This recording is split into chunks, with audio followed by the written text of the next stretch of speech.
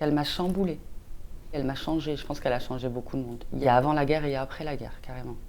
Au niveau de ce qu'on ressent et au niveau de ce qu'on est et ce qu'on est devenu. Ça m'a fait grandir et ça m'a raccroché encore plus à ma place, à cette identité, à cette fierté et au fait que je suis à la bonne place. Je suis vraiment à la bonne place.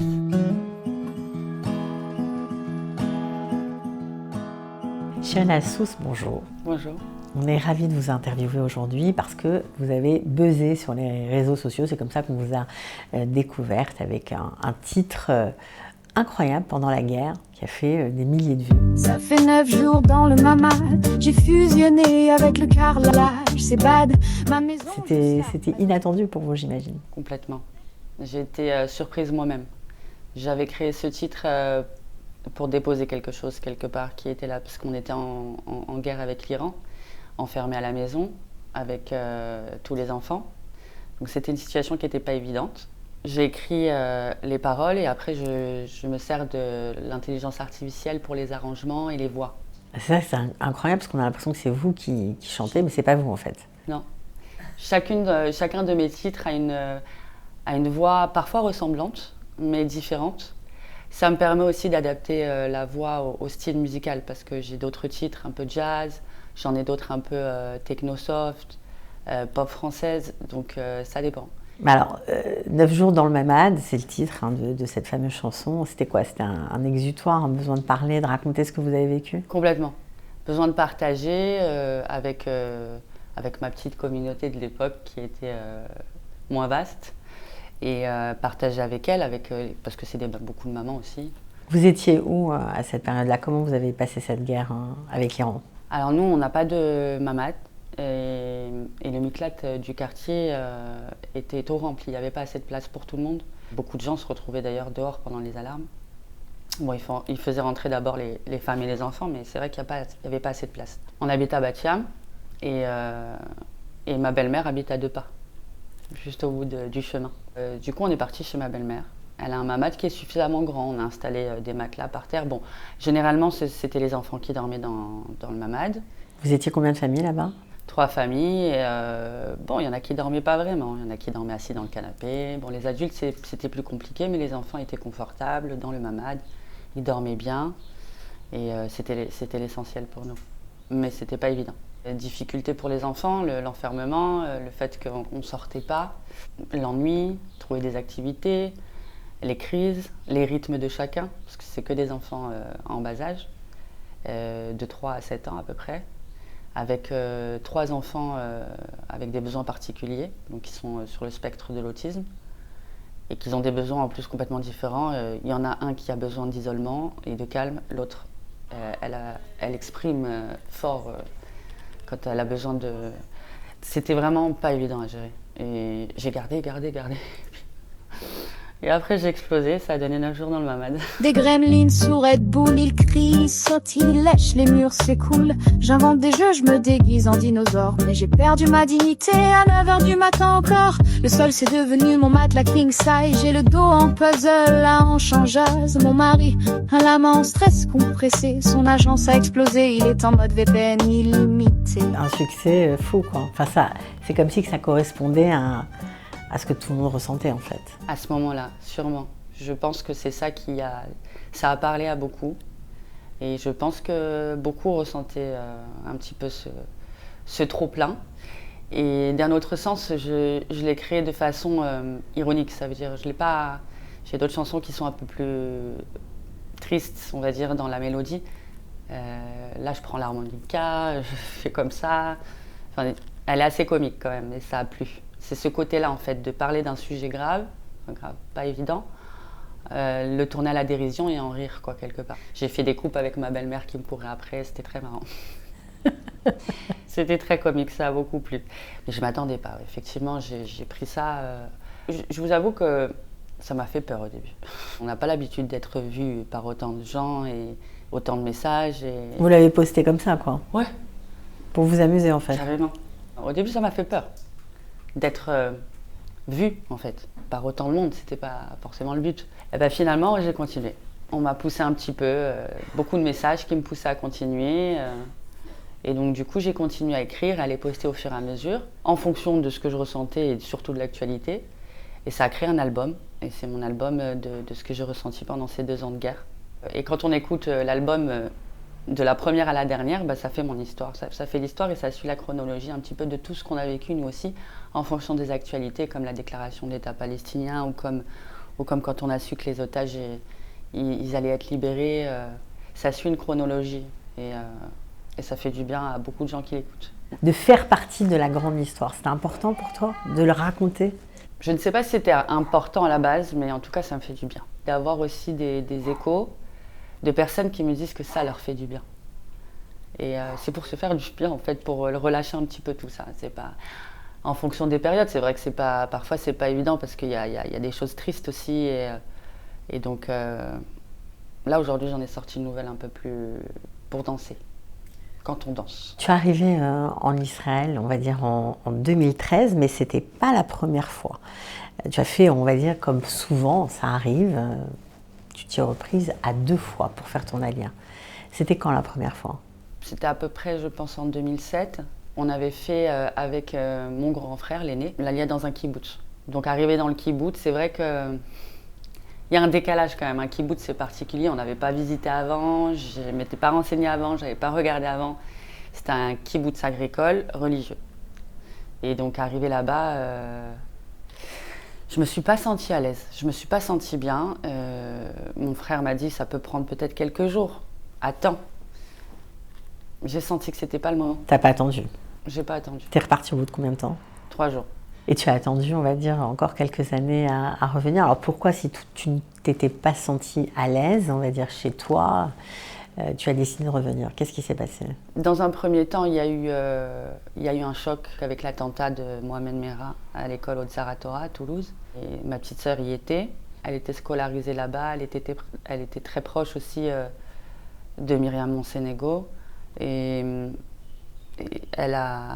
on a été vraiment très choqués. On a eu peur aussi. C'était sa babysitter et tous les matins, elle l'attendait devant l'école avec elle. Quand elle arrivait, elle discutait devant l'école avec elle. C'était un rituel. Ce matin-là, ma sœur était en retard. Elle n'était pas devant l'école avec elle. Ça a bouleversé toute la famille et toute la communauté aussi toulousaine. C'était très choquant. Je pense qu'il y a eu une vague d'alia après ça. Bien sûr. Donc c'est en fait ta sœur qui a décidé de monter en Israël et tu t'es dit, bah, je pars avec elle? Ouais. C'est comme ça que ça s'est fait? Ouais. Les autres ont suivi parce que quand on s'est décidé à le faire, bon, après il faut savoir quand on prend la décision, on remplit le dossier, ça met à peu près 1 an, il y a une procédure, etc. Donc ça prend du temps. Moi, étant donné que j'avais fait déjà mon alia, je ne passais pas par l'alia. Donc j'ai pris toute seule mon billet. Et en fin de compte, mon autre sœur a voulu venir, donc on est 3 sœurs. Mon père a voulu venir du coup, et ma mère a voulu suivre. Donc de là, on est partis ensemble. D'abord mes sœurs et mes parents nous ont rejoints. Tu avais de la 1 mois famille après. ici? J'avais mon frère. Mon frère avec qui j'avais fait mon ELA, qui lui était resté dans le kibboutz et qui s'était après installé donc dans différentes villes, mais il était à Bat Yam au moment où on a fait notre alia. Ça a été une aide précieuse pour vous? Très, parce que étant donné que moi je passais pas par un dossier, donc j'étais pas quelque part assistée. Ma sœur avait choisi son programme, c'était le programme Massa. Finissait ses études, elle venait de passer son bac. Et ma sœur Ilanit qui nous a suivis n'était pas sûre d'elle, donc elle n'a pas vraiment fait son alia.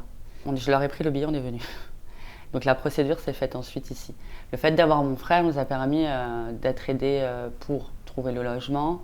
Quand on est arrivé, il nous avait trouvé un travail également. Donc un travail dans des call centers, parce qu'on n'avait pas encore la langue. Mais ça, c'était utile pour vous? Très utile. Ça vous a permis de gagner votre vie, de commencer vos premiers pas, j'imagine? Complètement. Ce qui est intéressant, c'est vrai que être commercial dans les call centers, c'est pas la carrière d'une vie. On n'a pas forcément envie d'y rester des années. Mais dans un premier temps, c'est utile. C'est utile parce qu'on peut travailler directement.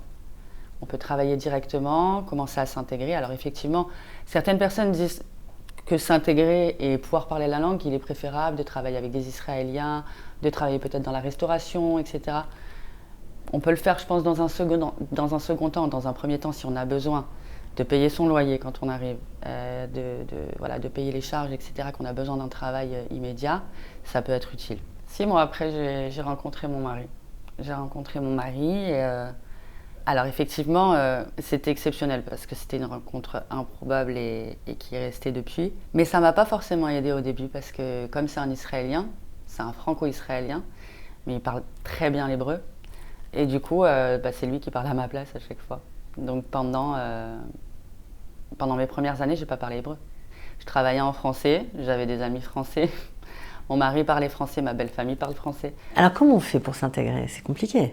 Ce qui est important, effectivement, c'est la langue.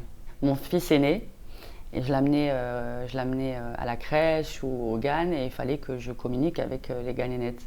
Donc ça a commencé par 2 petits mots, 3 petits mots. Chaque rendez-vous, il était avec moi, mon mari, il me traduisait beaucoup.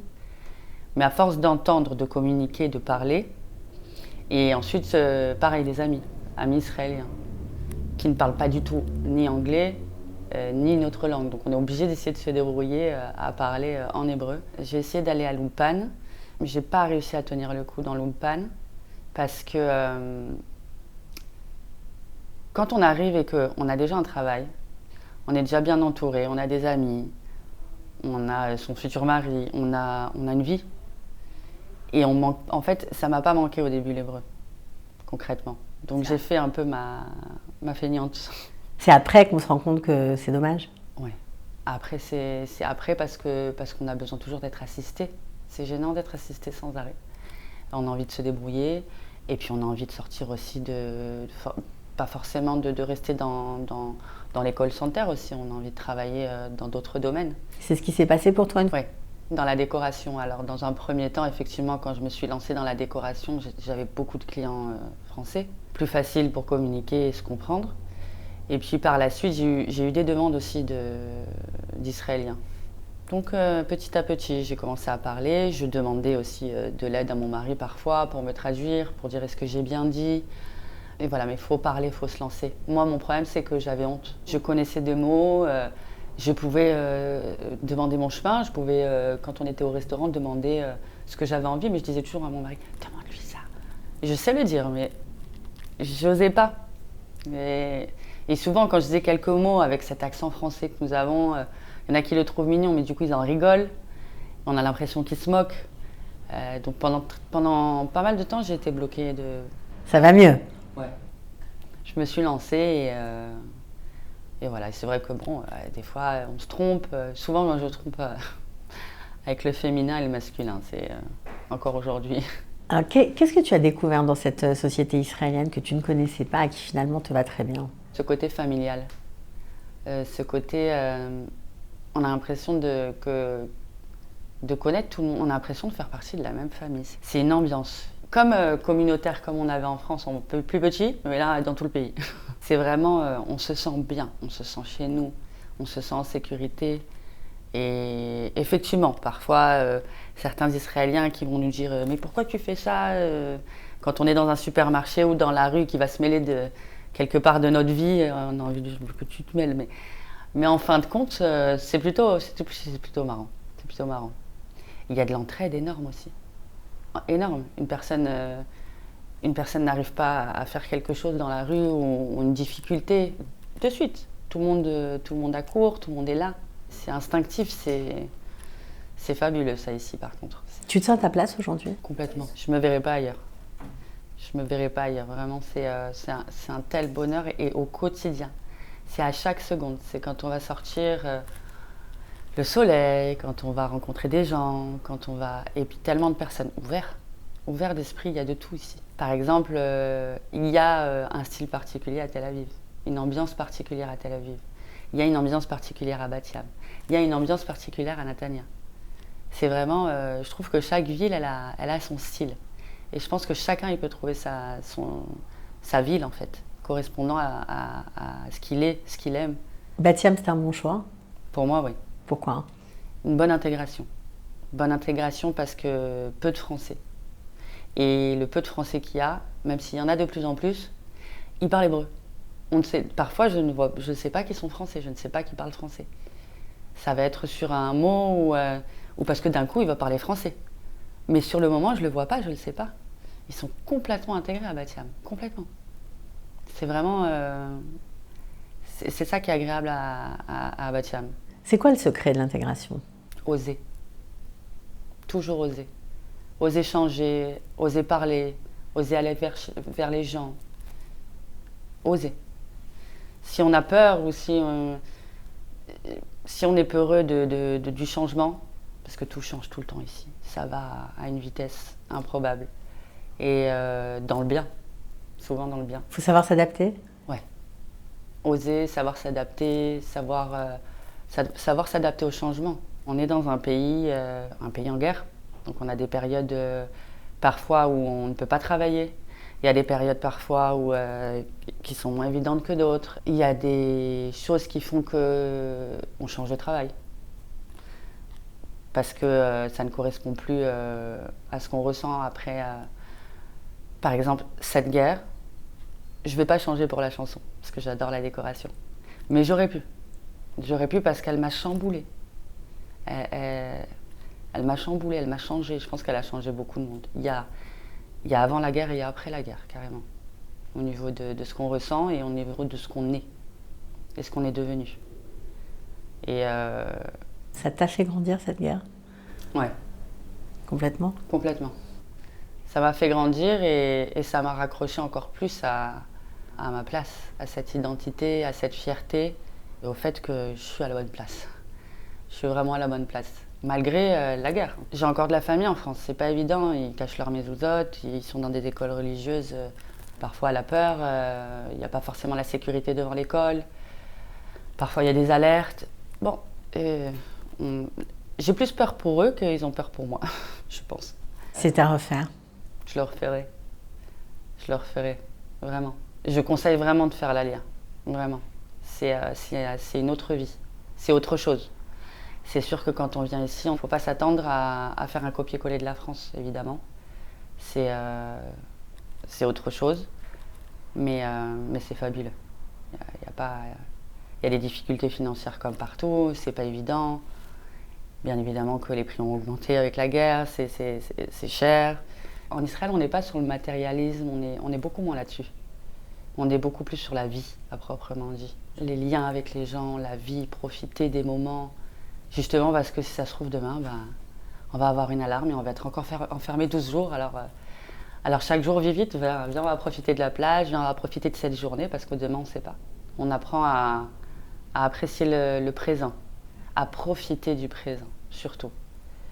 Ne pas être bloqué sur le passé, parce que parfois c'est douloureux, et ne pas regarder demain parce qu'on ne sait pas vraiment où on va.